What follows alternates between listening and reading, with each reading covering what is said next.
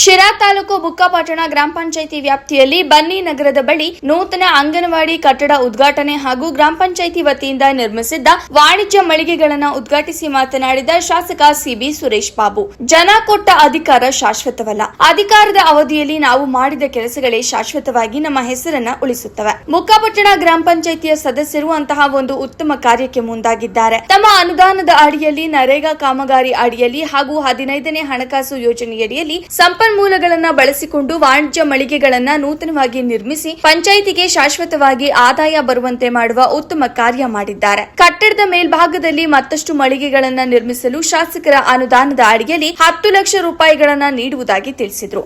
ವರದಿ ಫೈರೋಜ್ ಪಾಷಾ, ಬುಕ್ಕಾಪಟ್ಟಣ. ಬಂದಿದ್ದೆಲ್ಲೋ ರಸ್ತೆಗೋ ಮತ್ತೊಂದು ಹಾಕೊಂಡು ಅದನ್ನ ಬಳಸ್ಕೊಳ್ಳೋದಕ್ಕಿಂತ ಒಂದು ಆದಾಯ ಬರೋ ರೀತಿಯಲ್ಲಿ ಒಂದು ವ್ಯವಸ್ಥೆ ಮಾಡಿದಾರಲ್ಲ, ಅದು ಖುಷಿ ತರ್ತಕ್ಕಂಥ ವಿಚಾರ. ಇವತ್ತು ಮಳಿಗೆಗಳು ಉತ್ತಮ ರೀತಿಯಲ್ಲಿ ಬಂದಿದೆ. ಅದ್ರ ಮುಖಾಂತರ ಬರತಕ್ಕಂಥ ಆದಾಯನ ಇಲ್ಲಿಯ ಅಭಿವೃದ್ಧಿಗೆ ಆಮೇಲೆ ಬಳಸ್ಕೊಳ್ಳೋಕ್ಕೆ ಅನುಕೂಲ ಆಗ್ತದೆ. ಆ ನಿಟ್ಟಿನಲ್ಲಿ ಅವರೆಲ್ಲರೂ ಕೂಡ ಚಿಂತನೆಯನ್ನು ಮಾಡಿ ಇವತ್ತು ಉತ್ತಮವಾದ ಒಂದು ನಿರ್ಣಯವನ್ನು ತಗೊಂಡು ಇವತ್ತು ಆ ಕಟ್ಟಡವನ್ನು ಎಲ್ಲರ ಕಡೆಯಿಂದನೂ ಕೂಡ ಲೋಕಾರ್ಪಣೆ ಮಾಡಿಸಿದ್ದಾರೆ. ಖಂಡಿತ ಆ ಕಟ್ಟಡದಿಂದ ಬರ್ತಕ್ಕಂಥ ಅನುದಾನದಲ್ಲಿ ಈ ಪಂಚಾಯಿತಿಯ ಅಭಿವೃದ್ಧಿಗೆ ಮತ್ತು ಇಲ್ಲಿಯ ಬಡ ಜನತೆಗೆ ಬೇಕಾದಂಥ ಸಲಕರಣೆ ಸವಲತ್ತನ್ನು ಕೊಡಲಿಕ್ಕೆ ಇವತ್ತು ಪಂಚಾಯಿತಿ ಮುಂದಾಗಲಿ ಅಂತಕ್ಕಂಥದ್ದು ನಾನಾದರೂ ಕೂಡ ಶುಭವನ್ನು ಹಾರೈಸೋದ್ರ ಜೊತೆಯಲ್ಲಿ ಮಂಜಣ್ಣವರು ಮಾತಾಡ್ತಾ ಸಂದರ್ಭದಲ್ಲಿ ಹೇಳಿದ್ರು, ಮೇಲೆ ಇನ್ನು ಕಟ್ಟಿದ್ರೆ ಖಂಡಿತ ಇನ್ನೂ ಕೂಡ ಹೆಚ್ಚಿನ ಆದಾಯ ಬರ್ತದೆ ಪಂಚಾಯತಿಗೆ ಅಂತ. ನಾನು ಕೂಡ ಶಾಸಕರ ನಿಧಿಯಿಂದ 10 ಲಕ್ಷ ರೂಪಾಯಿನ ಹಾಕ್ಕೊಡ್ತೇನೆ ಅದಕ್ಕೆ ಅಂತಕ್ಕಂಥದ್ದು ಕೂಡ ಹೇಳ್ತಾ, ಅದನ್ನು ಕೂಡ ಈ ಬಾಡಿಯವರು ಅದನ್ನು ಮಾಡಿಸಿ ಉತ್ತಮ ರೀತಿಯಲ್ಲಿ ಕಟ್ಟಡವನ್ನು ನಿರ್ಮಾಣ ಮಾಡಲಿ ಅಂತಕ್ಕಂಥದ್ದು ನಾನು ಈ ಸಂದರ್ಭದಲ್ಲಿ ಹೇಳ್ತಾ, ಇವತ್ತು ಅಂಗನವಾಡಿ ಕಟ್ಟಡ ನಾವು ನೋಡಿದ್ವಿ, ಅದು 4 ತಿಂಗಳಿಂದ ನಾವೆಲ್ಲರೂ ಕೂಡ ಪೂಜೆ ಮಾಡಿದ್ವಿ. ಅಷ್ಟು ಬೇಗ ತುಂಬ ಚೆನ್ನಾಗಿ ಕಟ್ಟಿದ್ದಾರೆ. ಅಲ್ಲಿ ಅವತ್ತು ಅಲ್ಲಿ ನಿಂತ್ಕೊಳ್ಳೋಕ್ಕೂ ಜಾಗ ಇರಲಿಲ್ಲ. ಪೂಜೆಗೆ ಹೋಗುವಂಥ ಸಂದರ್ಭದಲ್ಲಿ ಎಲ್ಲರ ಮನೆ ಕೊಚ್ಚೆನೂ ಕೂಡ ಬಂದು ಅಲ್ಲಿ ಸೇರ್ತಾ ಇದ್ದಂಥ ಸ್ಥಳ ಅದು.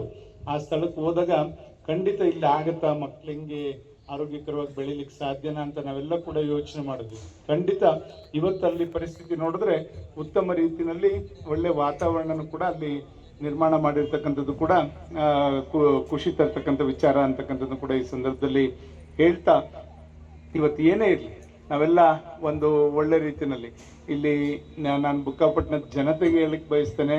ಖಂಡಿತ ಇವತ್ತು ನಾವು ತಾರತಮ್ಯ ಇಲ್ಲ. ಬೇರೆ ತಾಲೂಕು ಆಗಿರ್ಬೋದು, ಇದು ನಮಗೆ ಸಿರಾ ತಾಲೂಕಿಗೆ ಸೇರಿರ್ಬೋದು, ಚಿಕ್ಕನಾಯಕನಹಳ್ಳಿ ಕ್ಷೇತ್ರಕ್ಕೆ ಸೇರಿರ್ಬೋದು. ಆದರೆ ನಾವು ಯಾವತ್ತೂ ಕೂಡ ಸಿಂಹಪಾಲನ ಯಾವತ್ತಿದ್ರೂ ಕೂಡ ಬುಕ್ಕಾಪಟ್ಟಣಕ್ಕೆ ಅಭಿವೃದ್ಧಿಗೆ ಇಟ್ಟಿರ್ತಕ್ಕಂಥದ್ದು ನಾನು ಮೊದಲಿಂದನೂ ಕೂಡ ಅದನ್ನು ಬೆಳೆಸ್ಕೊಂಡ್ಬಂದಿದ್ದೀವಿ. ಪ್ರಕಾಶ್ ಅಣ್ಣ ಇವತ್ತಿಲ್ಲ ನಮ್ಮ ಜೊತೆ, ಜಯಪ್ರಕಾಶ್ ಅಣ್ಣ ಅವರು ಇದ್ದಾಗಿಂದನೂ ಕೂಡ ನಾವು ಅದೇ ಥರ ಇಲ್ಲಿಗೆ ಏನು ಬೇಕು ಯಾವುದೇ ಒಂದು ಅನುದಾನ ಬಂದರೂ ಕೂಡ ಹೆಚ್ಚಿನದಾಗಿ ಇಲ್ಲಿಗೆ ಫಸ್ಟು ಆದ್ಯತೆ ಬುಕ್ಕಾಪಟ್ಟಣ ಕೊಟ್ಟು ಮಿಕ್ಕಂಥದ್ದನ್ನ ನಾವು ಬೇರೆ ಕಡೆಗೆ ನೀಡ್ತಾ ಬಂದಿರತಕ್ಕಂಥದ್ದು. ಗ್ರಾಮ ಪಂಚಾಯತಿ ವತಿಯಿಂದ ಮಳಿಗೆಗಳು ಸರಿಸುಮಾರು 35 ಲಕ್ಷ ವೆಚ್ಚದಲ್ಲಿ ಈಗ ಮಾಡ್ತಾ ಇದ್ದಾರೆ. ಮೇಲ್ಗಡೆ ಇನ್ನೊಂದು 10 ಮಳಿಗೆ ಮಾಡೋಕ್ಕೆ ಅವಕಾಶ ಇದೆ. ಆದರೆ ಏನಾದ್ರು ಮಾಡಿ ತಾವೊಂದು 10 ಲಕ್ಷ ಹಾಕ್ಕೊಟ್ರೆ ಆ ಮಳಿಗೆ ಗ್ರಾಮ ಪಂಚಾಯತ್ ಸೇರ್ಕೊಂಡು ಮುಗಿಸ್ತಾರೆ. ಇನ್ನೊಂದು 25-30 ಲಕ್ಷದ ಅವಶ್ಯಕತೆ ಇರುತ್ತೆ.